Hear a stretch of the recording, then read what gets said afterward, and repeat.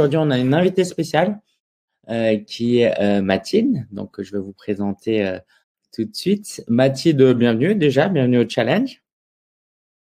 Comme tu le sais, il y a effectivement une bonne ambiance, une bonne énergie et tu vas amplifier ça. On va essayer de terminer au sommet avec toi. En tout cas, tu apportes beaucoup à nos clients. Donc, tu es coach et coach en mission.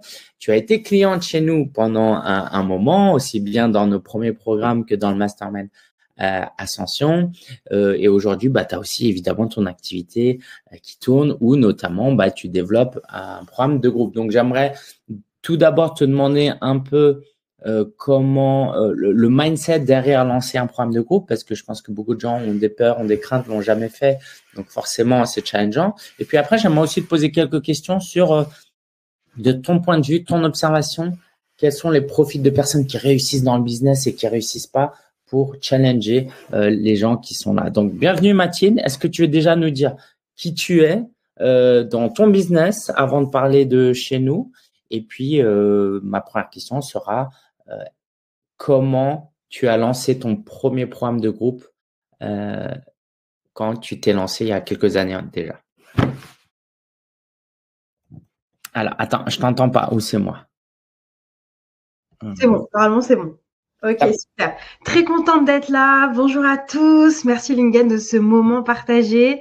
Je compte plus le temps, franchement, qu'on a dû passer à revenir sur mon parcours et autres, mais à chaque fois, c'est vraiment un moment de bonheur parce que ça permet aussi pour soi de se rappeler d'où on vient. Et ça, pour moi, c'est quelque chose qui est hyper important. Pour me présenter rapidement, je m'appelle Mathilde, j'ai 29 ans, j'habite du coup en région parisienne, dans le sud de la région parisienne. J'ai commencé en fait à bosser avec toi, Lingen, en tant que cliente directement. Je m'en souviens très bien. C'était en juillet 2021. Après t'avoir dit d'ailleurs dans le cadre d'un appel qu'on avait fait, je vais d'abord faire un peu par moi-même. 3 semaines après, je me suis retrouvée du coup dans un de tes accompagnements et ça a été littéralement la meilleure décision que j'ai pu prendre pour moi.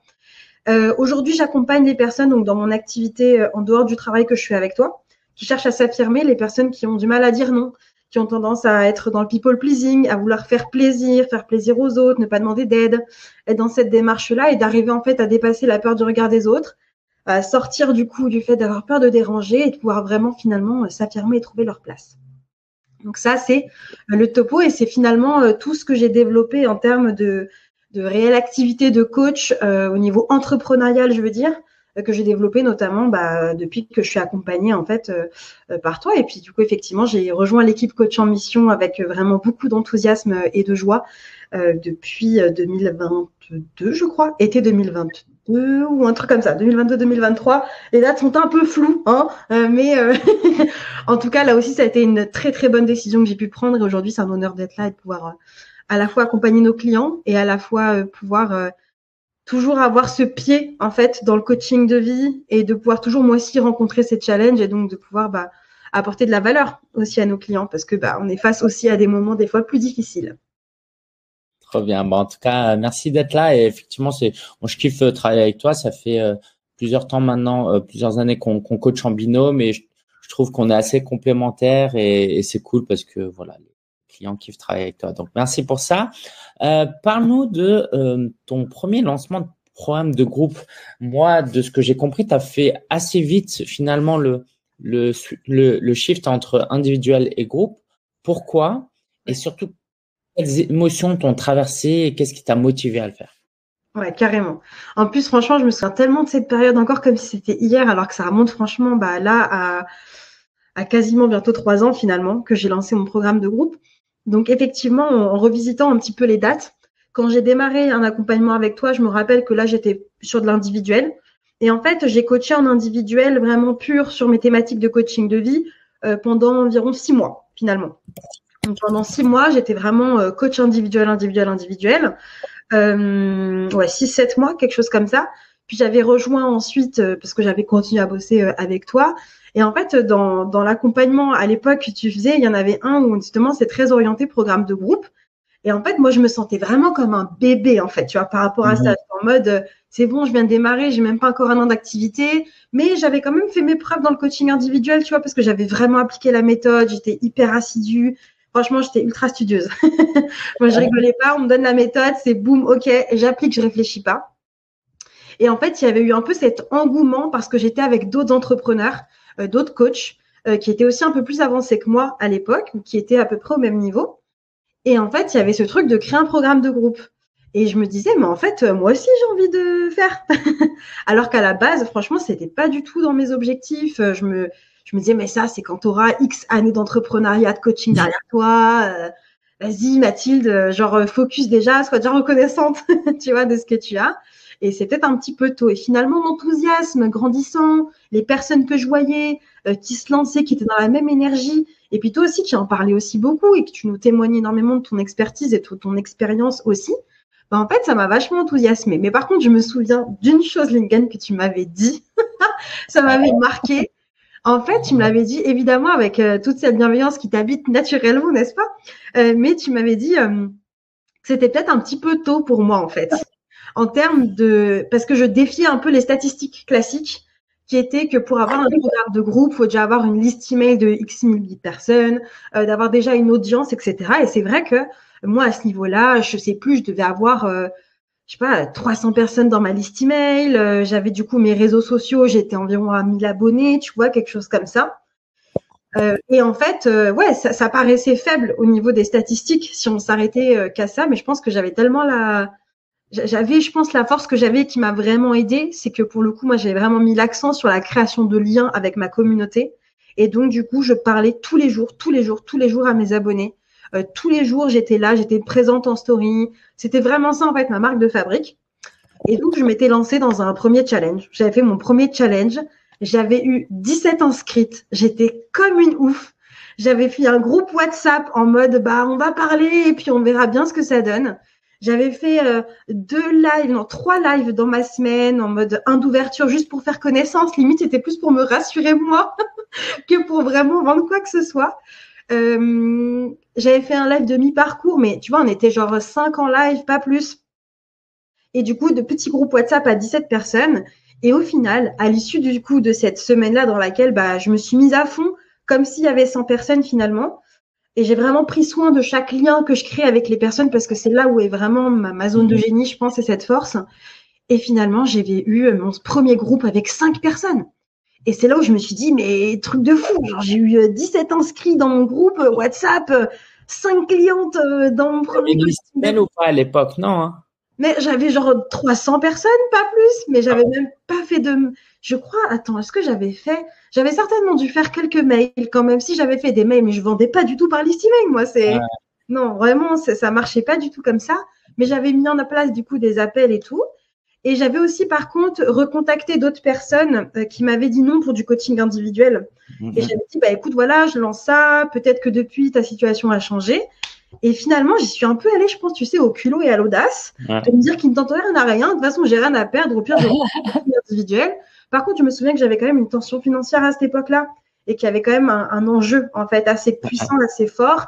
Et on avait eu une super session de coaching à ce propos-là. Et ça m'avait permis, tu vois, de relativiser un petit peu et de me dire, bon, bah, au pire, je ferai autre chose. Mais j'ai l'impression que dans mon activité de coach, et notamment avec le programme de groupe, ça a été à chaque fois des paliers que j'ai dû franchir. Et en fait, il y avait plus énormément de pression. Il y avait franchement beaucoup de stress qui était là. Il y avait des enjeux financiers à chaque fois que je me mettais. Et pour autant, j'étais en mode, bon, bah, en fait, on donne tout chousse et on voit ce qui se passe. Et au final, bah, voilà, ça m'a quand même apporté de superbes résultats. Et, ouais. Et un mois après, je crois, ou 2 mois, j'ai relancé un deuxième groupe un peu à l'arrache. Okay. Et j'ai eu à nouveau 5 personnes. Voilà. Et du coup, quelle émotion t'ont traversé quand tu as réussi ce premier lancement? Qu'est-ce que tu as ressenti quoi, quand tu as eu ces 5 clients? Ah ouais, alors franchement, j'ai 10 000 trucs. J'ai ressenti 10 000 trucs parce que entre le moment où tu dis « ouais, vas-y, je vais le faire » et le moment où tu commences à le faire, déjà, bah, tu es traversé par absolument toutes les émotions, toute la palette. Hein, donc de la crainte, de la peur à la joie, l'excitation, en passant par mais qui suis-je moi pour faire ça et un bon syndrome de l'imposteur comme il faut. Et puis en fait, quand j'ai vu que ça marchait, que j'allais avoir ces 5 personnes, et moi j'étais flippée, hein. Moi j'étais terrifiée. Je me suis dit, super, t'as vendu. Et maintenant, ah ben maintenant il faut accompagner en groupe. Et je me rappelle de ce premier appel que j'avais fait, le premier appel d'ouverture. Je voulais tout que soit parfait. J'avais tout scripté ce que j'allais leur dire. J'étais hyper stressée parce que je me suis dit, mais attends, comment je vais créer une cohésion de groupe? Les personnes, elles se connaissent pas du tout, tu vois. Donc franchement, il y a eu toutes ces émotions-là. Et à partir du moment où j'ai vu que j'avais mes 5 personnes, je me suis dit, mais en fait, c'est trop bien. C'est quand même génial et j'étais très fière de moi, vraiment. C'est ça qui est génial par rapport au coaching individuel, parce que je sais aussi que tu en fais même encore, hein, mais qu'est-ce que tu aimes beaucoup le coaching individuel? Qu'est-ce qu'il y a de si spécial avec le groupe alors? En fait, ce que moi j'ai kiffé dans le groupe, il y a 2 choses. À titre purement égoïste, c'était de me rendre compte que je pouvais compter sur l'énergie collective pour faire en sorte que les sessions soient géniales. Donc de voir qu'en fait, j'avais pas besoin de porter, tu vois, toute la session. J'avais pas besoin d'en faire, tu vois. Quand tu es en coaching individuel et que tu as par exemple un coaché, ce qui est normal, hein, qui est dans une énergie un peu plus basse ou c'est un peu plus difficile, forcément, tu te retrouves en mode, bon, allez, on va mettre un peu des bûches là dans le feu de cheminée et puis on va faire que. Alors que dans le groupe, il y a cette énergie collective qui me nourrissait aussi énormément. Et puis, en fait, ce que je kiffais, c'était de voir à quel point la magie que tu nous avais déjà partagée, tu coaches quelqu'un, ça fait écho chez du coup tout le monde. Et en fait, ça permet d'avancer 10 000 fois plus vite. En termes de transformation. Il n'y a pas, tu vois, ouais, moi, ça a vraiment été ça. Et je me suis dit, mais en fait, c'est ça qui est assez ouf quand même. Est-ce qu'aujourd'hui, tu pourrais envisager ton business sans coaching de groupe? Sans coaching de groupe du tout, non. Non. Qu'est-ce que tu dirais aux gens qui se posent encore la question ou qui hésitent et qui se disent ouais, est-ce que je devrais me lancer ou pas? C'est le bon moment ou pas? Je suis légitime ou pas? Je suis capable ou pas? En fait, ce que j'ai envie d'ajouter là, c'est qu'il y a aussi une question de transition. Je ne pense pas honnêtement, c'est vraiment mon avis, il ne tient qu'à moi. Passer du 100% individuel au 100% groupe, pour moi, c'est un pari qui est quand même assez risqué, même pour soi dans sa posture de coach. C'est vraiment du coaching qui est fait autrement aussi. Et je pense que c'est intéressant de passer par des paliers. Et moi, je suis passée par des transitions, tu vois. C'était au lieu de me dire, je vais faire que du groupe. En fait, moi, sur cette première cohorte, il y avait du groupe et de l'individuel. Donc, je mettais les deux en mode plutôt hybride. D'ailleurs, ça va enlever une pression aussi, hein, de se dire, bon, au cas où, si ça se passe pas bien le groupe, j'ai l'individuel qui va me rattraper. Et après, au fur et à mesure, je me rends compte, honnêtement, je suis aussi passée à un format où j'avais mis que du groupe. Et honnêtement, ça me manquait quand même la partie individuelle. Donc, moi, j'ai trouvé que dans mon modèle et par rapport au sujet que j'accompagne, c'était intéressant quand même de garder cette touche-là d'individuel.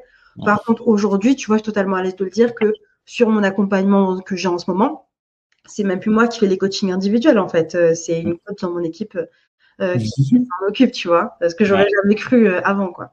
Ouais, et ça justement, j'en ai pas parlé, mais c'est quelque chose de très important. La plupart des coachs, on se lance, on réfléchit au court terme, mais il faut aussi penser long terme. Et aujourd'hui, le bénéfice, la liberté, la flexibilité que ça peut t'apporter de pouvoir déléguer du coaching sans diminuer la qualité de ton accompagnement, parce que c'est ça le sujet, c'est énorme. Tu veux nous en dire 2 mots avant qu'on passe à quelques questions que je voulais te poser?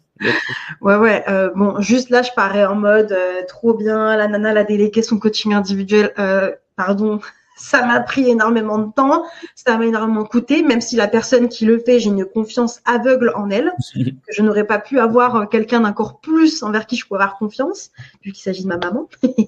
Mais ça a été super dur parce que moi, je me définissais aussi, en fait, tu vois, par ce coaching individuel et que c'était aussi ce qui était mis aussi vachement aussi en avant par mes clientes. Donc, j'avais un peu ce truc de, mais c'est mon truc, tu vois. J'ai pas envie de le partager, tu vois. Il y avait aussi un petit peu de ça. Et après, en fait, ça a été de se dire, là, j'ai quand même des sujets en question de temps. Qu'est-ce qui est le plus bénéfique pour mes clientes, pour les personnes que j'accompagne? Est-ce que c'est d'attendre que je sois disponible et donc de remettre limite en retard, tu vois, leur avancement? Ou est-ce que c'est d'accepter que, en fait, peut-être que là, dans la saison dans laquelle je suis, ce n'est plus possible pour moi pour le moment. Et du coup, il faut que je mette quelqu'un d'autre dessus. Mais voilà, ça a été des paliers parce qu'après, il y a la question de est-ce que je rémunère pas. Voilà, il y a des arrangements qui se font. Hein. Moi, j'ai pas pu payer ma mère tout de suite dans le coaching individuel. Hein. Là, c'est que cette année que j'ose le dire et on est très honnête là-dessus. Hein. c'est qu'en fait, c'était aussi un coût, donc je pouvais pas en fait tout de suite le faire, tu vois. Et en fait, si je peux me permettre, les gens n'ont pas cette approche entrepreneuriale, mais dans l'entrepreneuriat, c'est pas les mêmes règles du salariat. Je veux dire, c'est des choses qui se bâtissent. Moi, je vais travailler gratuitement pour d'autres vont travailler gratuitement pour moi, d'autres vont me faire confiance et vont être payés. Nous, notre équipe de coach, une époque, on paye très faiblement, et puis ceux avec qui on a voulu continuer, on a augmenté au fur et à mesure où on a gardé. Donc, c'est très flexible. Faut juste pas s'enfermer dans des j'ai pas d'argent, je peux pas. J'ai pas d'expérience, je peux pas. J'ai pas d'audience, je peux pas. Oui, c'est plus difficile quand t'as pas ces éléments-là, mais l'entrepreneuriat nous offre des leviers qu'on n'a pas autrement. Donc, faut juste réfléchir autrement. Mathilde, merci. J'avais quelques questions pour toi aussi que j'avais préparées. Il y a des superbes questions dans le chat. On va voir à la fin si on aura un peu de temps pour y répondre, ok, parce qu'elles sont vraiment top. Mais je voulais vraiment parler de mindset parce qu'au final, tu le sais aussi bien que moi, que ce soit dans ton coaching de vie, que ce que tu fais avec tes clients ou quand tu coaches nos clients, le mindset, c'est la clé. Donc forcément, j'avais des questions pour toi à ce niveau-là. Des clients que tu as accompagnés dans Coach en Mission, qu'est-ce que tu remarques chez les coachs qui réussissent le mieux? C'est quoi le mindset qu'ont les coachs qui réussissent le mieux? Puisque, pour rappel, on enseigne la même chose à tout le monde, on offre la même chose à tout le monde. Il y en a qui réussissent plus que d'autres. Pourquoi? Qu'est-ce qui différencie ceux qui réussissent le plus des autres? Ouais, carrément. Ok. Je vais mettre les pieds dans le plat. On est là pour ça. Il y a plusieurs choses. Pour moi, et vraiment, il y a une part de moi. Franchement, je l'aurais entendu à l'époque quand j'avais pas, tu vois, eu toutes ces déclics pour moi. J'aurais été en mode super sympa. Pour moi, c'est cette capacité à sortir le plus vite possible de la réflexion inutile. Et c'est vraiment cette réflexion inutile. Tu vois, c'est cette idée où tu te retrouves à faire que des actions en sous-marin. C'est-à-dire qu'en fait, si toi, tu disais pas ce que tu faisais, personne ne serait au courant. Tu avais une activité, tu vois. Tu es là, tu bosses sur tes docs, tu réfléchis à ton offre idéale, tu veux mettre ci, ça, tu te projettes, c'est génial. Mais à l'extérieur, on voit rien. Rien. Ça fait mal. Je sais que ça fait mal. Mais il faut se le dire, les amis, parce qu'à un moment donné, il y a le travail en sous-marin qui est important. Mais je pense que sincèrement, notamment au démarrage, c'est 20% de ce que tu fais en sous-marin, 80%. Qu'est-ce qu'on voit dehors? Est-ce que ta communauté se rend compte que tu es coach déjà? Est-ce que ton entourage se rend compte que tu fais ça, que tu es une entreprise, etc. Et je pense sincèrement que c'est ce délai finalement de pouvoir passer à l'action et d'actionner, même si tu ne sais pas quels vont être les résultats.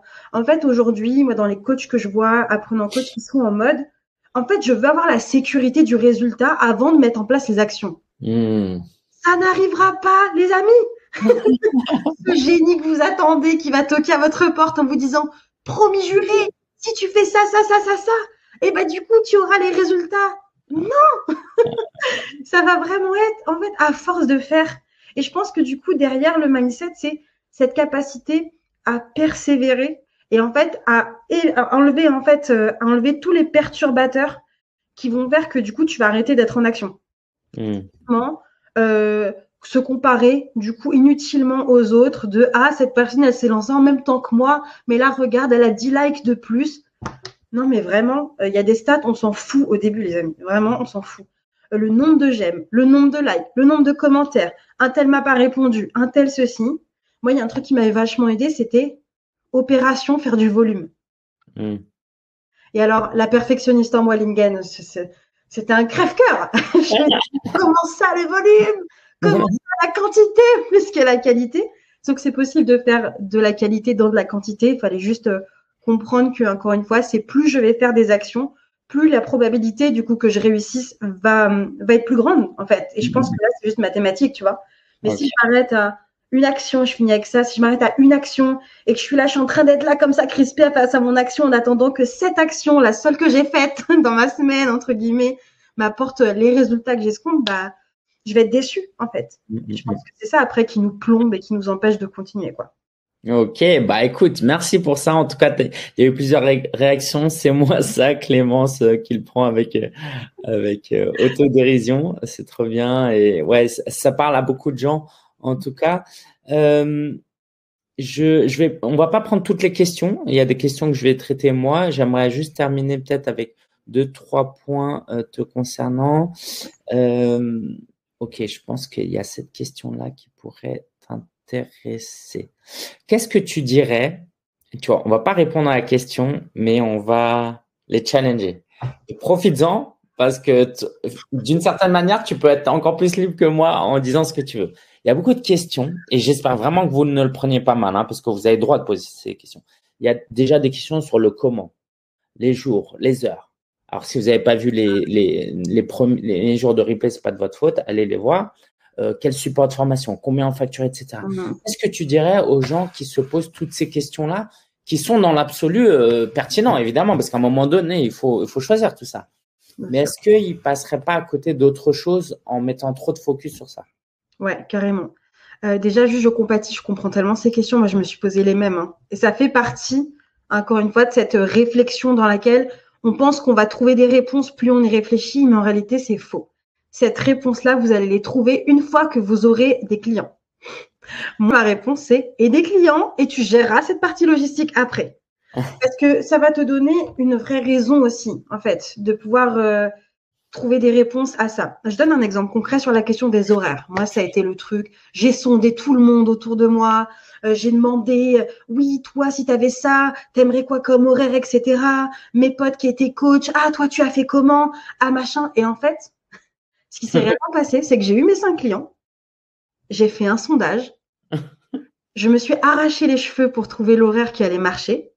J'ai eu peur de décevoir, évidemment. J'ai eu peur que ça marche pas. Mais en fait, je me suis rendu compte que, en fait, on a trouvé.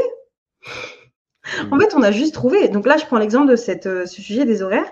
Sur les supports de formation, pareil. Moi, j'aime bien dire, OK, quel est le minimum qu'il te faut pour être sécure quand tu vends? Et pour moi, la réponse a été, il me faut juste mon module 1. Il me faut mon étape 1 de prête.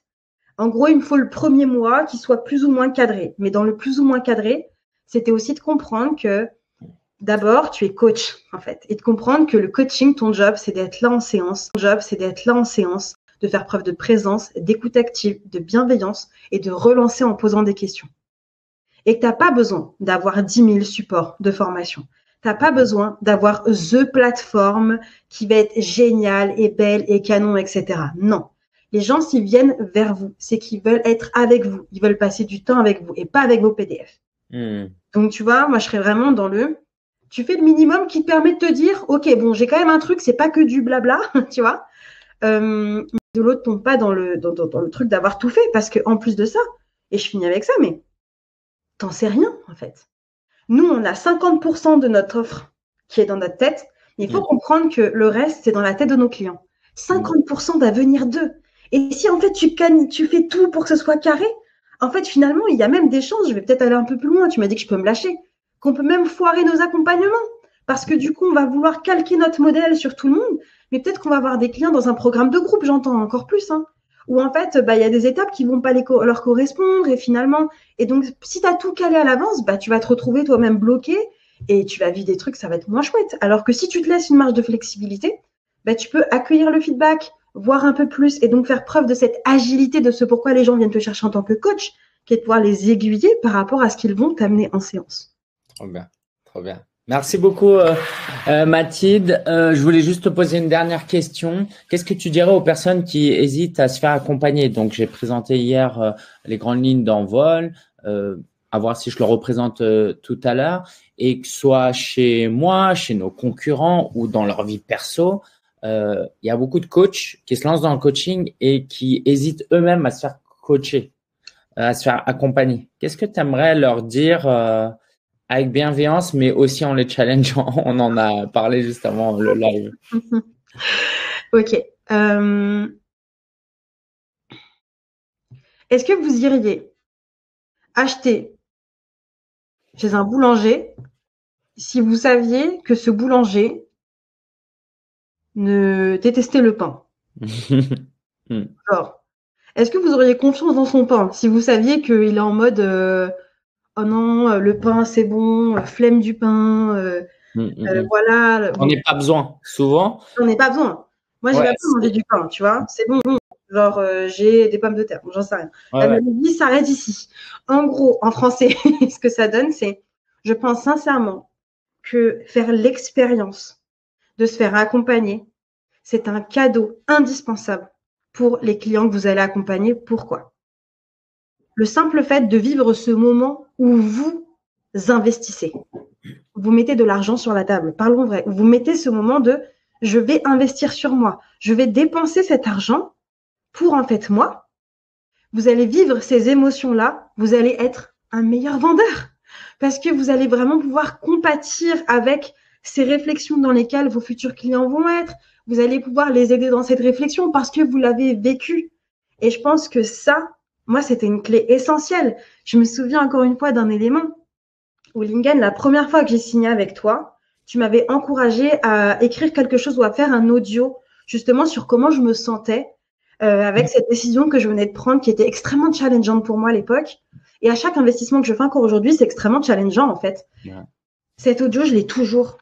Ah ouais. Il m'est arrivé de le repartager en fait à certaines personnes qui venaient en fait de dire ok, j'y vais ou j'y vais pas, pour juste qu'elles se rendent compte qu'encore une fois, j'ai vraiment vécu en fait ce qu'elles vivent. Donc je pense que faire l'expérience même d'être dans cette posture de client et de coacher, c'est une posture humble.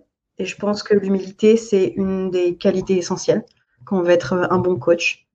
Et puis en fait, surtout, de façon éthique, pardon, mais en fait, se faire coacher, ça me semble indispensable quand on veut être accompagnant. Les psychologues ont des psys, ils peuvent pas tout prendre. Et puis qu'on se le dise, même si on a des super outils ou une très bonne posture en tant que coach, on est quand même face à des humains qui vivent des choses.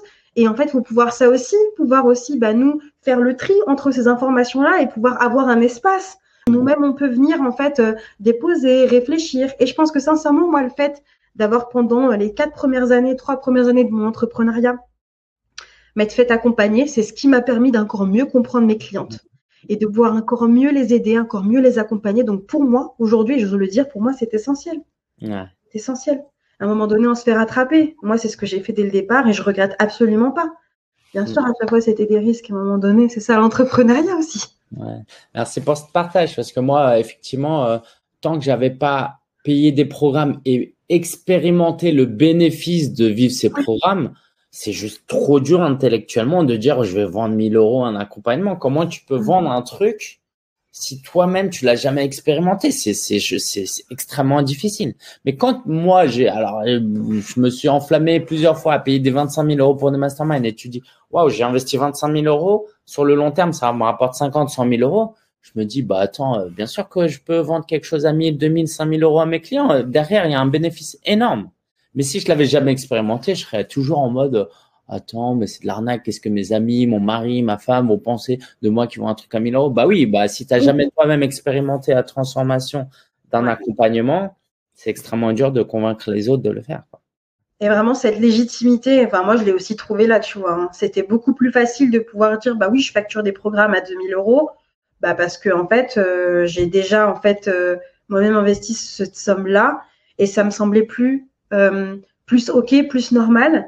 Ouais. Et je pense que même des fois, on est plafonné, tu vois, au tarif qu'on est prêt à fixer par rapport à nous, ce qu'on a été capable d'investir aussi. Pour ça, c'est juste mon réflexion, tu vois.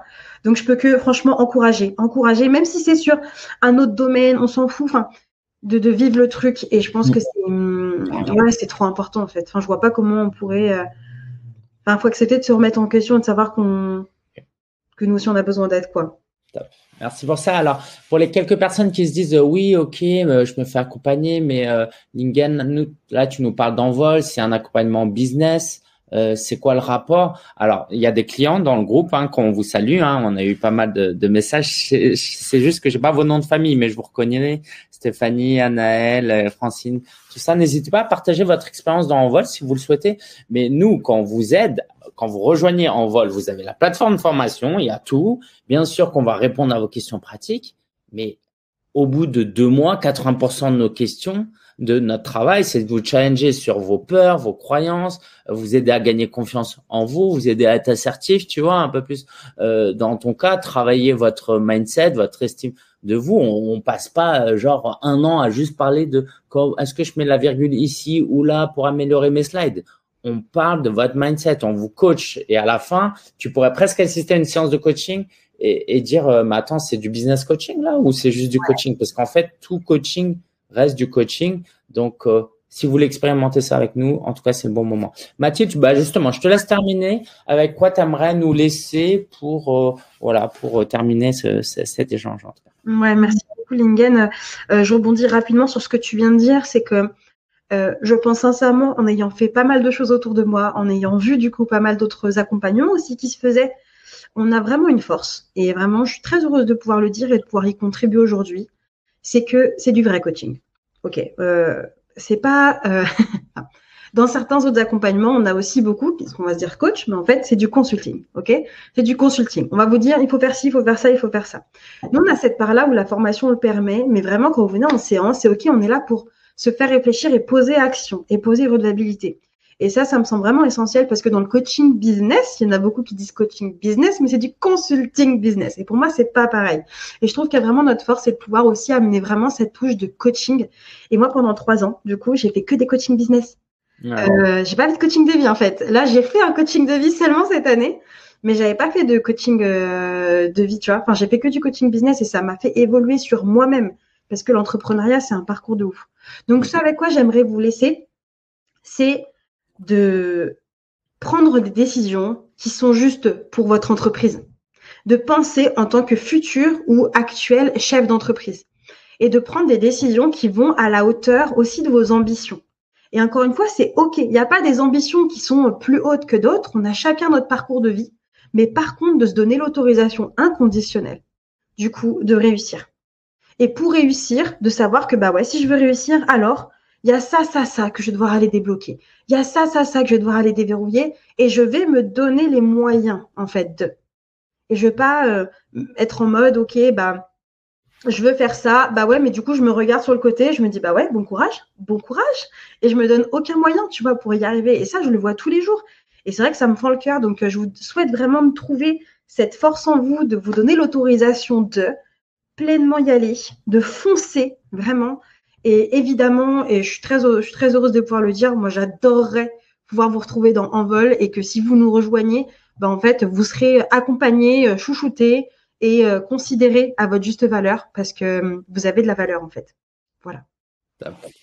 Merci beaucoup Mathilde. On peut tous t'applaudir derrière nos écrans, dans le clavier. N'hésite pas à faire un petit mot avec quoi vous repartez de ce que Mathilde a partagé. En tout cas, moi, j'ai plein de reconnaissance de bosser avec toi aussi. Je kiffe et on a des super retours. Tu vois, il y a Francine, voilà, François, Eugénie, Stéphanie qui parlent de coaching. En tout cas, si vous avez envie de bosser avec nous, c'est très simple. Aujourd'hui, justement, je vais pas prendre le temps de présenter Envol du tout parce que j'ai d'autres choses à vous partager. Donc, par manque de temps, je vais pas le faire.